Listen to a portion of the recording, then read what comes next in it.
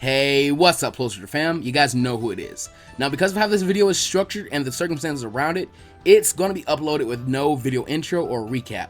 Most people will be watching Act 1 and Act 2 back to back, or at least very close together, so they don't really need that refresher. So we're just going to get right back to the story starting now. Tintin and Kankuro were next, and the biggest change here is that Tintin now sports a katana on her back from her training with Hayate. When you think about it, this is actually a pretty good matchup. Both are long-range fighters, and Tintin is more powerful than her canon version. Something to remember is that Tintin does so poorly against Temari because she can block pretty much all of Tintin's attacks with her wind-style ninjutsu. So I think in this fight, Kankuro will be on the defensive for pretty much the entire fight because Tintin just has so much ammo, and she can pick up that fallen ammo with ninja wire and control it like her own puppet. This wouldn't be too bad if Tintin hadn't had another master during the past month, Asuma Sarutobi, who taught her to increase the cutting power of her weapons. Kankuro would still send his puppet, Crow, into attacking close range, but Tintin's new Kenjutsu skills now allow her to fight better in close range, and further from that, the puppet is taking on even more damage and would require some repairs. Beyond that, under the circumstances Baki had told him they were under, with the invasion being cancelled and the Leaf knowing, meaning their alliance was currently on thin ice, this would mean that killing a Leaf ninja would be a very bad idea. With his disadvantage considered, Kankuro goes all out for only a moment and manipulates Crow to pin her down with a blade against her throat, trying to force her to give up. At the same time, he is unaware that Tintin had manipulated a kunai to be perfectly placed behind his head, and with a swift pull, the blunt of the weapon smacks against his head, knocking him out. Now, here's a hot take, and it won't be the last one. But in my opinion, Kankuro is at just too big of a disadvantage to win this fight, and Tintin has powered up a lot. In his canon fight with Shino, Kankuro's puppet is made nearly useless by Shino attacking its weak spots and substituting away from its counterattacks, something that Tintin can't actually do here. There's also the point that Shino makes use of Kankuro's weakness to close range combat in that fight, and keep in mind that Shino is not a very strong close range fighter, while this version of Tintin really is. Mix this in with Kankuro not being able to use his poisons or other lethal maneuvers, and you end up with a loss on his side. And coming back to back, match number 3 is our other hot take of a match, like I said. Now understand something. This quote by Shino communicates to me that Shino will be going all out, even in a match against Sakura, and I do understand this. I also have no doubt that Kunai would have warned Shino that she had trained Sakura in Genjutsu for the last month, because she'd be a pretty heartless sensei if she didn't. This means that the odds are fully stacked against Sakura, and she fully knows this even before going into this match. I want you to keep in mind two things. This version of Sakura has been chasing after a version of Naruto and Sasuke that are much more powerful than their canon selves. And number 2, this version of Sakura was trained by Anko very harshly. When the match starts, Sakura charges and Shino instantly sends out his allies for a frontal attack while secretly parading them behind her. She quickly throws a kunai with an explosive tag attached, and it blows up the cloud of insects in front of her, clouding her in smoke. She then begins to do the exact same thing all around her, destroying all the beetles on the field and making a veil of smoke all around her. This clouds Sakura from Shino's vision, but he is smart enough not to waste any more bugs and throws a bunch of kunai that pass harmlessly through the smoke. But then, Sakura bursts from it and begins to run at him at full speed, being much faster than he originally thought her to be. In fact, she was faster than he could draw and throw his own kunai, almost too fast for him to think. Before he can do anything else, Sakura's on top of him with that haymaker that she's quickly becoming famous for, drawn all the way back and ready for a huge hit. Shino puts up a guard, wanting to plant one of its allies on her when she hits him, but the punch phases right through him, revealing this Sakura to be a normal clone. This moment of distraction is all she needs, and from inside her veil of smoke, Sakura activates her new custom Genjutsu. Shino finds himself in a black void, but soon, a giant Sakura drops down with writing on her forehead. I believe that through training with Anko, Sakura would have embraced her inner Sakura and began to be a lot more aggressive and almost sadistic in battle. Though Shino is not dumb, it moves to release the Genjutsu just as the giant Sakura was about to smash him with a punch. But as soon as he wakes up, his glasses and his face are smashed with the real haymaker from the real Sakura. Through training with Anko, her physical strength has really increased, so this is a TKO. Understand something. I love Shino as much as the next guy, and someday I will try and do what if where he gets his own time to shine. But in this battle, he is just outgunned. This wouldn't be a problem, but Sakura stops his insects from even attacking her with a wall of smoke. Remember that she is incredibly intelligent even in canon. From there, her genjutsu and just tricky techniques in general are just too overwhelming for someone as analytical as Shino. Shino can't come up with ideas on the fly like Shikamaru can. He has to stop and kind of analyze the situation. And look, I anticipate that Shino stands barking that I've overpowered Sakura, but that's not necessarily true. You must keep in mind that the strength of Naruto has caused a domino effect in Team 7. The entire team has become incredibly strong, and Sakura has technically been working the hardest out of everyone just to catch up. Couple this with training with a Genjutsu master and Anko, who was a student of Orochimaru, and you get a version of a Sakura that has learned to mix her Genjutsu talents in with a very intelligent mind and a brutal and sadistic way of fighting. If Sakura had only trained with Kurenai and not gotten as strong physically as she is now, and Shino been better at close range fighting and not been so flustered by the quick strategy from Sakura, he would have won, but he just isn't fast enough and he isn't durable enough to endure this from her, so he loses here. But again, my timeline is not the end all be all. Feel free to disagree, just be objective about it. Match number 4 is the one that everyone, including me, is the most excited for. As soon as it starts, Lee and Neji have the typical back and forth.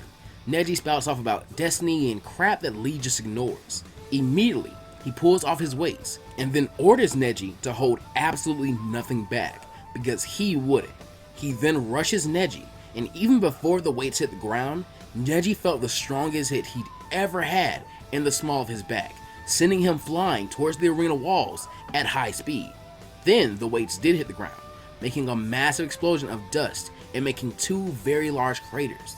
These weights would be even heavier than the ones he had on the prelims, and taking them off has given him an unimaginable speed boost. Neji quickly realizes he is in real trouble and activates the Byakugan, now able to see that Lee is indeed behind him, but he disappears once again, only to appear in front of Neji. He panics and immediately uses the rotation, and this does hit Lee full on, blowing him away. While this would be a heavy hit, I have no doubt that Lee would shake it off. Remember, Lee is on a mission, and I think both he and Neji have realized the winner of this battle already, but only one of them accepts it. It's time for a Talk No Jutsu from Rock Lee. Everyone, my name is Rock Lee, and I cannot use ninjutsu or genjutsu. I was the dead last of my class, while Neji Hyuga was the rookie of the year. He was stronger than me, and I was expected to go nowhere as a shinobi, meaning I was expected to die. He casts a very meaningful glance to Hinata in the stands, finding her easily in the crowd. He wanted to be sure that she heard this. But I worked hard. I had a great sensei. I made friends. I became a splendid ninja. Lee was nearly hysterical as he began to undo the bandages on his arms. Neji growled, but began to use rotation out of desperation. Neji, I do not know what makes you the way you are, but I would like to know. I would like you to be my friend as well, so we can both grow stronger together. Let me show you the power of youth and friendship. First gate, gate of opening, release. Lee was already way too powerful for Neji, and this was already overkill. But Lee goes on to open the next 2 gates, turning his skin bright red and raising his hair in power. He lifts his leg straight up and delivers a powerful axe kick to the ground, splintering it and causing it to shake and shatter, disturbing Neji's rotation. A huge chunk of earth flips up under Neji that causes him to be flung into the air. Faster than most Jonin could see, Lee was already on top of Neji, wrapping him in his bandages, and soon a primary lotus rung out as Neji was drilled headfirst into the ground. There was absolutely no way he'd be getting back up from that anytime soon. My guy was in the stands cheering his head off, while Naruto and Sasuke had stars in their eyes. They couldn't wait to fight Lee while going all out. Hayashi Hyuga's precious eyes were about to pop out of his head, and Hinata Hyuga began to cry her eyes out in joy because Lee was right, and she could also be a splendid ninja. Finally, match 5 had come along, and Gaara was in a state so full of bloodlust, he didn't know what to do with himself. Not only was he instructed not to kill his Leaf Village opponents, but he also couldn't release the Shukaku, meaning he wouldn't be allowed to sleep. His siblings and sensei steered clear of him and warned the Leaf Village to be on guard. Naruto was all smiles as he jumped down into the arena. He also had a mission, Like Lee, he also wanted to save someone. Though he couldn't make a grand entrance like Sasuke, he was very happy to have a brand new outfit to wear like he did. Yo Gaara, let's have a great match, okay buddy? Gaara barely even waited for the signal for the match to begin before sending tendrils of sand out towards Naruto, faster than most Shinobi could see. The blonde had a shadow clone made, and the duo began to slice through the sand using kunai. When finally receiving an opening, Naruto fires off the air bullet technique, but Gaara's sand comes to defense and blocks the high impact wind, as it also blocks a flurry of punches and kicks from Naruto's clone. Wanting his blood badly, Gaara covers Naruto and his clones in sand and begins to crush them in the sand coffin. Though, none of them felt too satisfied. The clones just poofed, while Naruto felt like crushing steel. The sand retracted to show a large bundle of blonde spiky hair covering Naruto, who retracted the technique. Wild lion's mane. Holy crap. I wasn't sure that would work because Dad kept saying I hadn't perfected it yet. Gaara was quickly growing sick of this and angrier. He began to slowly rely on the Shukaku more and more, covering his body parts in sand and forming the upper body of the demon. Seeing this, the Hokage stands up and tells the civilians in the stands to evacuate. He was about to tell his Anbo to step in, but in the viewing box with him was Jiraiya, and he tells him to wait. Sensei, give the brat a little more time. He says he wants to save the Sans Jinchuriki, and I trust him. This is his first step towards creating a peaceful world. Sarutobi looked at Jiraiya for a very long time before sighing and ordering him to be ready to step in with the 5-element seal. Gaara, listen! I don't know exactly what you've been through, but I want to help. I want to be your friend. Gaara wasn't listening and began to rush Naruto, swiping at him with his massive claws and forcing him onto the defensive. Naruto kept trying to reason with the other Jinchuriki, but Gaara just screamed for his blood. So he did the only thing he could think of and dodged a swipe of Gaara. Getting in close, he then slammed his skull into Gaara's sandy one, which really just rung his own bell. He shook off the ring as Gaara wrapped his massive sandy arms around him and began to crush him, definitely cracking and most likely breaking a rib or two. Naruto began to struggle with all his might, but he couldn't break the hold. Deep in Naruto's mind, a familiar fox called him to speak. So, it's that little Shukaku this time, huh? You're getting a bit too close to dying for my comfort. Take my chakra and kill him. Shut up, you stupid fleabag! I can do this on my own, and I ain't killing Gaara. Don't be stubborn, you little fool. Without me, you're going to die. The fox then grew anxious as Naruto became quiet. He was fading out of consciousness and growing closer and closer to death. Brat! Naruto! Then I'll die. Gaara's life has probably been full of hate and sadness. I would have had the same life if it wasn't for Jiraiya. So I'm not killing Gaara. Understand me, Fox? Fine. Take my chakra. I won't influence your mind. I swear. Naruto was quiet for a bit before agreeing. Alright, Ninetales, give me a hand. Or paw, I guess. In the real world, orange chakra burst from Naruto. As Gaara did, Naruto began to cover himself in it, a cloak shaped like a fox. By sheer force, Naruto roars, and wind-style chakra rushes out around his body. Shearing forces slice the sand cloak off of Gaara and propel him away from him, but it leaves him without a scratch. Gaara was scared. The Kyuubi chakra was much more potent than Shukaku's, though he could hear its voice yelling at him to keep fighting. Gaara pulled his chakra once again and was falling asleep as he wrapped himself in a cocoon of sand to allow the Shukaku to take full control of him. But Naruto had other plans as he formed a Rasengan. He closed the distance between he and Gaara as quick as an orange flash and slammed it into the quickly assembled dome of sand. Though he was angry because the Rasengan's power wasn't enough to buzz through Gaara's sand shield without actually hurting the Jinchuriki, even with the power of the Kyuubi bolstering it. But he thought about what Jiraiya had said about the technique. Gambling everything, a flood of wind chakra mixed with their Rasengan and began to tear away at Naruto's hands and Gaara's shields, though the little opening was all he needed as his chakra claws forced the sand apart and allowed Naruto to jump in. Gaara closed his eyes, waiting for the inevitable, but what happened next shocked him to the core. He felt himself pulled against Naruto in a hug. I'm sorry, Gaara. I'm so sorry.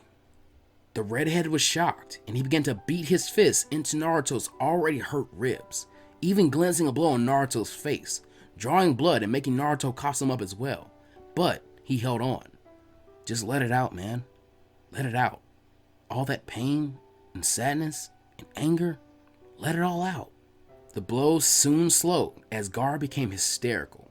Slowly, he just stopped and sobbed. Naruto smiled despite his tiredness and passed out, though he wished he could have given the same type of speech to the village the way Lee did. In the coming days, the chunin exams would be delayed until Naruto was healed up and the arena was prepared. Jiraiya also took the initiative to study and try and improve Gaara's seal, allowing him to sleep peacefully and stop hearing Shukaku's voice. Jiraiya and the Hokage were currently in his office speaking, topics like Naruto and Gaara's battle, as well as their new friendship, as well as wondering why Orochimaru had canceled the invasion. That is until someone burst into the room that hadn't been seen in the village for years. Shizune, the apprentice of the Slug Princess. She looked panicked and was breathing heavily with tears in her eyes. Before anyone could ask her what on earth was happening, she yelled out, "Lady Tsunade has been kidnapped." But that, Plus Soldier fam, is where I'll be leaving the timeline off for right now. I know this isn't how I usually approach my longer what ifs, but part 5 had to be sliced in half for the sake of time, and for those viewing this in the future, this probably doesn't even matter to you, so I still hope you enjoyed it nonetheless. The adoption of Naruto by Jiraiya in this timeline has changed a huge amount of things. Sasuke seems much happier with his current position in the village, and instead of growing angry at Naruto's growing power, he seems much more inclined to feel motivated by it, and seek his own greater strength. Gaara has seemingly gotten a lot of his negative emotions out in one go with Naruto. The Leaf Village is still standing, and a lot of the rookie genin of the Leaf have or will become stronger from here on out, based on the strength that Naruto, Sasuke, and Sakura have gained. And finally, instead of a Sasuke retrieval arc, we must now gear up for the Tsunade rescue arc. Now, I'm really happy to see how loved this series has become, but I really have to seriously ask you guys to pay closer attention to the channel and participate more with stuff that goes on outside of YouTube. Currently, I use a mixture of Discord, Twitter, and the community tab here on YouTube to keep you guys updated on stuff going on. 9 times out of 10, whatever information you're going to ask me about in the comment section concerning when a what if might be coming out or what if I might currently be working on, that stuff is covered on one of those platforms. So you should definitely be following me on Twitter or joining the Discord or checking back to the community tab every few days to stay updated. Sadly, I probably haven't gotten a lot of you to stick to the end of this video, but if I have, please put #PlusSoldierFam down in the comment section, that way I know you stuck to the end. Finally, a huge shout out and thank you to my newbie tier patrons, Chase Bolton and Shrep, and my hero and training tier patron, Knuckles0x. These guys are slowly but surely working to make it easier for me to make more and better content for you guys, so I really do appreciate them for that. So if you'd like to join their ranks and go beyond in supporting the channel, then consider pledging to me on Patreon, or liking and sharing the videos is also a big help. If you're new and would like to see more of these videos, then please subscribe with notifications on, and welcome to the Plus Ultra fam.